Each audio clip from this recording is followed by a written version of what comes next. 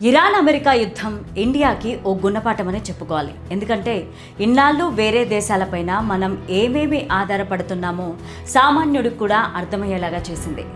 కేవలం చమురు దిగుమతులు ఆగిపోతేనే ఇండియా అల్లాడిపోతుంది. మరి మన దేశం ఇంకా వేటి మీద మిగతా దేశాలపైన ఆధారపడుతుంది? మన దేశం నుంచి మిగతా దేశాలకు ఏమేమి ఎగుమతి అవుతున్నాయి? దిగుమతులు తగ్గించుకొని దేశ ఆర్థిక స్థితిని పెంచుకునేందుకు మోదీ ఎలాంటి నిర్ణయాలు తీసుకుంటున్నారు ఇప్పుడు చూద్దాం.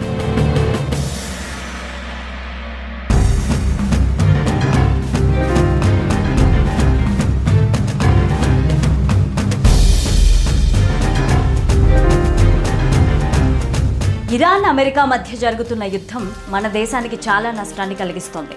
పశ్చిమాసియా దేశాల్లో లభించే చమురు ఉత్పత్తులపైన మన దేశం ఎక్కువగా ఆధారపడమే దీనికి ప్రధాన కారణం. ఒక్కసారిగా చమురు దిగుమతులు ఆగిపోవడంతో దేశంలో గ్యాస్, పెట్రోల్, డీజిల్ కొరతతో ప్రజలు చాలా ఇబ్బందులు పడుతున్నారు. నిత్యావసర సిలిండర్ ధరలు పెరిగాయి. కమర్షియల్ సిలిండర్లు దొరకక చిరు వ్యాపారస్తులు ఆందోళన చెందుతున్నారు. మన దేశం ఎదుర్కొంటున్న సమస్య ప్రస్తుతం సామాన్య మానవుడికి అర్థమయ్యేలాగా చేసింది. ఇన్నాళ్ళు మనం విదేశాలపైన ఏమేమి ఆధారపడ్డామో అనేది. అంతేకాకుండా భారతదేశానికి స్వయం సమృద్ధి ప్రాముఖ్యతను గుర్తు చేస్తుంది.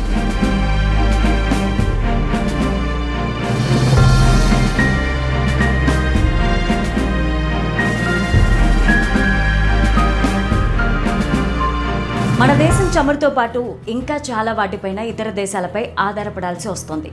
చమురు తర్వాత మన దేశం ప్రధానంగా దిగుమతి చేసుకునేవి బంగారం, విలువైన రాళ్ళు, పెళ్లిళ్ళు, పెట్టుబడుల కోసం భారత్ అయితే భారీ బంగారాన్ని దిగుమతి చేసుకుంటుంది. ముడి వజ్రాలను దిగుమతి చేసుకుని ఇక్కడ పాలిష్ చేసి తిరిగి ఎగుమతి చేస్తాం. ఎలక్ట్రానిక్ వస్తువులు, మొబైల్ ఫోన్లు, కంప్యూటర్లు, ల్యాప్టాప్లు, ఇతర ఎలక్ట్రానిక్ పరికరాల విభాగాల కోసం మనం చైనా వంటి దేశాలపైన ఎక్కువగా ఆధారపడుతున్నాం. భారీ పరిశ్రమలకు అవసరమైన యంత్రాలు, న్యూక్లియర్ రియాక్టర్లు, బాయిలర్లు విదేశాల నుంచి తెప్పించుకుంటున్నాం. మనది వ్యవసాయ ఆధారిత దేశమైనప్పటికీ సాగుకు కావాల్సిన ముఖ్యమైన ఎరువుల కోసం ఇతర దేశాలపైన ఆధారపడక తప్పట్లేదు. ఫార్మా రంగంలో మందుల తయారీకి అవసరమైన ముడి పదార్థాలు, ఇతర ఆర్గానిక్ రసాయనాలను భారీగా దిగుమతి చేసుకుంటున్నాం. దేశీయ అవసరాలకు సరిపడా నూనె గింజలు ఉత్పత్తి లేకపోవడంతో పామాయిల్ వంటి వంట నూనెలను మలేషియా, ఇండోనేషియా నుంచి తెచ్చుకుంటున్నాం.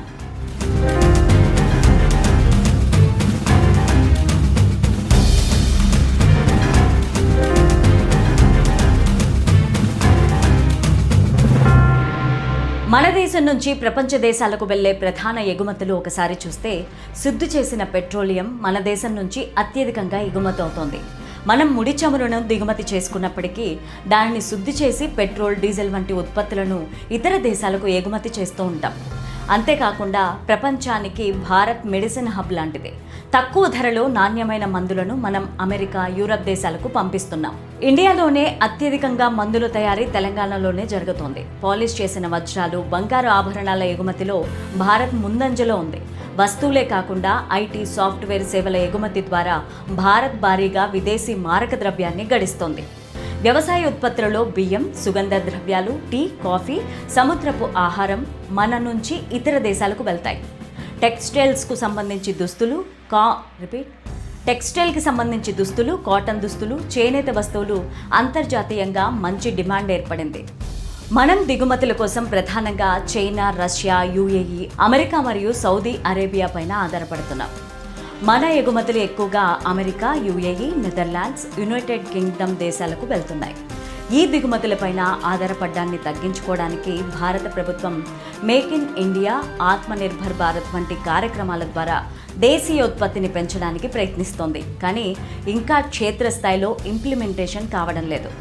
ఇతర దేశాలపైన ఆధారపడకుండా స్వయం సమృద్ధితో ఎదిగేందుకు మనం ప్రయత్నం చేసినప్పుడే ఎలాంటి కష్టాన్నైనా తట్టుకొని నిలబడతామని ఇరాన్ అమెరికా యుద్ధం మనకు ఒక పెద్ద గుణపాఠాన్ని నేర్పాయి అని చెప్పుకోవాలి.